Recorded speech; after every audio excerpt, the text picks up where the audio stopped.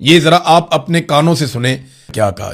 मैं आपको लिख के देने को तैयार हूं, सियासी कारकुन जो मर्जी कर ले, जो मर्जी कर ले, सिंध के अंदर कोई सूबा नहीं बन सकता। मैं आपको लिख के देने को तैयार हूं, इसलिए कि पूरा सूबा सिंध उस पर जो उलट पड़ेगा नहीं। आपसे यकीन से कह रहा हूं, आप जाके जमात इस्लामी से पूछें, JUI से पूछें, ANP से पूछें, PTI से पूछें, PMLN से पूछें, जो सिंध की इनकी जमात है, कि क्या वो सिंध में मजीद किसी तकसीम की हिमायत करेंगे?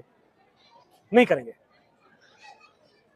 जब यहाँ रहने वाली तमाम सियासी जमातें जो सूबा सिंध में सियासत कर रही हैं, वो यकजा हैं, एक आवाज होकर कहती है कि सिंध में किसी सूबे की जरूरत नहीं है। तो मेरे भाई, सिंध में रहने वाले कहते नहीं चाहिए, सिंध के सियासतदान कहते नहीं चाहिए।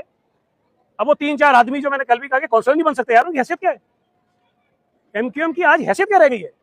एक यूसी नहीं जीत सकते हैं ये। वो बैठ के फैसला करेंगे कि सिंध का मजीद सूबा बनना चाहिए कि नहीं बनना चाहिए। मैं समझता हूँ कि जब वो बात करते हैं उनको खुद शर्म आनी चाहिए। वो अपने आप को तो जोड़ नहीं सकते, बिखर गए, गोलियां चला रहे हैं, कुर्सियां मार रहे हैं, दूसरे शक्ल एक दूसरे की पसंद नहीं करते। और सुबह सिंध में सूबा बनाने के लिए कोई इकट्ठे बिठा देता तो बातचीत शुरू कर देते हैं। इनको ये जेब नहीं देता है। जो मुझे डर लगता है ना, सच्ची बात है, जो मुझे डर लगता है और बहुत मुझे खौफ लगता है इस बात से, इनको अंदाजा नहीं है कि इनकी बातों से सुबह सिंध में क्या क्या कुछ हो सकता है। मुस्तफा कमाल की एक तकरीर शायद आपको मिल गई होगी, मैंने कल सुनी। वो कह रहा था मैं सक्कर गया, मैंने वहां महाजरों से कहा तुम्हें सुबह चाहिए, तो उन्होंने कहा नहीं हमें सुबह नहीं चाहिए, हमने यहाँ रहना है, ये क्या बातें कर रहे हैं। इस तरह की बातें वो खुद कर रहा था, समझ की बात थी, समझदारी की बात थी जो वो कर रहा था। मुझे नहीं पता उसको क्या हो गया। तो आपके सियासी मफादात हो सकते हैं, आपके सियासी एजेंडे हो सकते हैं, लेकिन सियासी मफादात और सियासी एजेंडे को आप उस वक्त तक आगे लेकर जाइए जहां लोगों के अंदर नफरतें ना पैदा हो। ये नफरतें नहीं है, इतनी नफरत से भी आगे कोई चीज है। बड़ी मुश्किल से सूबा सिंध में रहने वाले लोगों में वो नफरतें, वो दूरियां कम हुई हैं। ये बदबक दोबारा से शुरू हो गया उसका फैलाने के लिए।